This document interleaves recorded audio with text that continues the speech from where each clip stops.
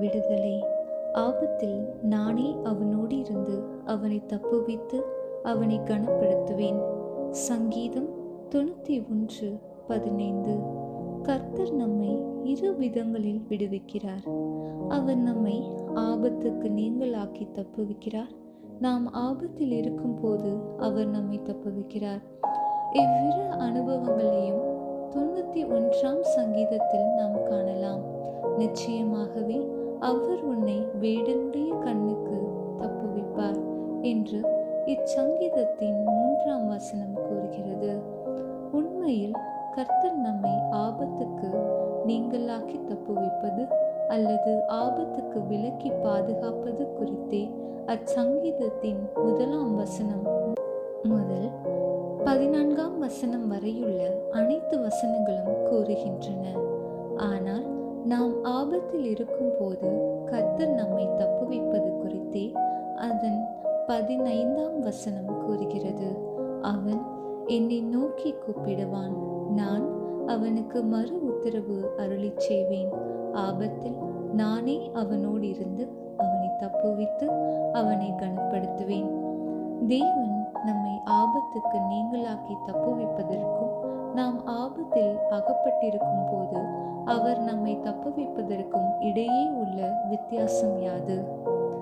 நம்முடைய ஜீவியத்தில் தேவன் ஒரு கஷ்டத்தை அல்லது சோதனையை அனுமதிக்கும் போது அவர் நம்மை உயர்த்தி கனப்படுத்த விரும்புகிறார் என்பதை நாம் அறிந்து கொள்ள வேண்டும்.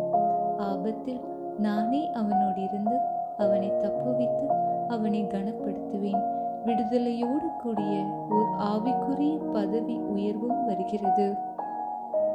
சாத்ராக், மேஷாக், ஆபேத் நேகோ ஆகியோர் அக்கினிக்கு நீங்களாக தப்புவிக்கப்படாமல் அக்கினிக்குள்ளிருந்து தப்புவிக்கப்பட்டனர்.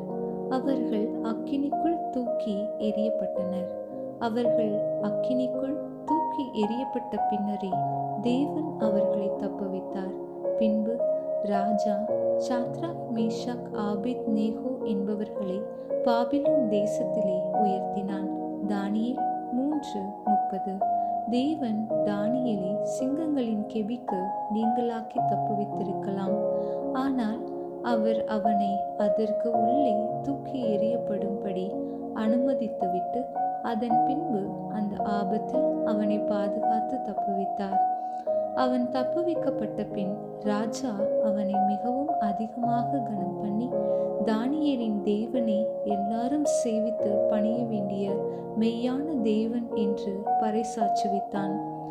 யோசேப்பு குழிக்குள்ளும் சிறைச்சாலைகளுக்குள்ளும் தள்ளப்பட்டான்.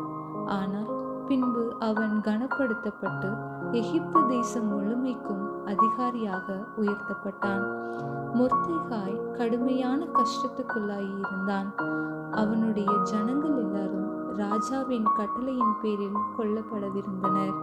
ஆயினும் தேவனோ அந்த கடுமையான பிரச்சனையில் அவனை விடுதலையாக்கி அந்த பேரரசின் ராஜாவுக்கு அடுத்தவனாக அவனை உயர்த்தினார்.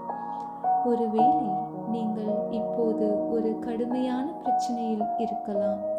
ஆனால் திடன் கொள்ளுங்கள். நீங்கள் சத்தியத்துக்கு உண்மையாய் இருக்கிறீர்கள் என்பது நிரூபிக்கப்பட்ட பின் கர்த்தர் உங்களை விடுதலையாக்கி கனப்படுத்துவார்.